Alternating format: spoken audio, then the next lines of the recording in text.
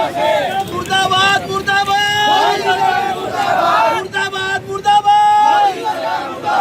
अरे नहीं चलेंगी नहीं चलेंगी नहीं चलेंगी नहीं चलेंगी नहीं चलेंगी।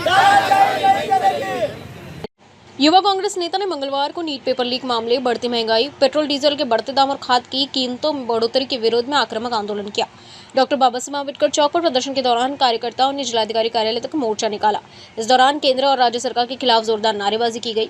आंदोलनकारियों ने आरोप लगाया कि नीट पेपर लीक से छात्रों का भविष्य खतरे में पड़ गया है। उन्होंने मांग की है कि शिक्षा मंत्री नैतिक जिम्मेदारी लेते हुए तत्काल इस्तीफा दें। साथ ही सरकार से चुनाव पूर्व किए गए वादों को पूरा करने की भी मांग उठाई गई। युवक कांग्रेस और कांग्रेस ने बड़ी संख्या में पदाधिकारी व कार्यकर्ता आंदोलन में शामिल हुए और सरकार की नीतियों के खिलाफ अपना विरोध दर्ज कराया। भारत देशामध्ये महागाईने कळस गाठला। 140 कोटी जनता भारत देशाची आज होरपळून निघालेली आहे। नरेंद्र मोदी त्यांचं सरकार भारत देशात आणि राज्यामध्ये देवेंद्र फडणवीसचं सरकार आहे। या भारत देशातील जनतेला, युवकांना वेठीस धरलेला आहे। मागच्या महिन्यामध्ये नीटचा पेपर फुटला, 22 लाख विद्यार्थ्यांचं भावी नुकसान झालं। अनेक विद्यार्थ्यांनी आत्महत्या केल्या, विद्यार्थी डिप्रेशन मध्ये गेलेले आहे, आई वडील सुद्धा चिंताग्रस्त झालेले आहे। असे भयान परिस्थिती नरेंद्र मोदींनी आणि त्याच्या सर्व सरकारने महाराष्ट्रात आणि देशामध्ये करून ठेवलेली आहे।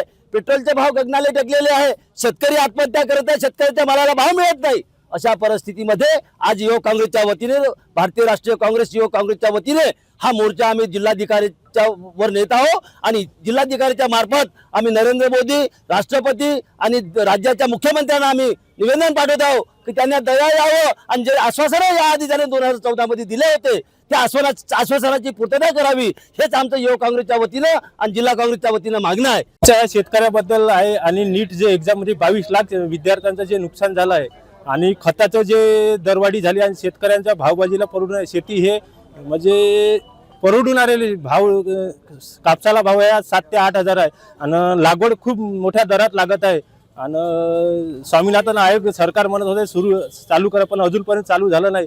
त्याच्यामुळे खूप मोठं म्हणजे शेतकऱ्याला दुःख सहन करावं लागत आहे।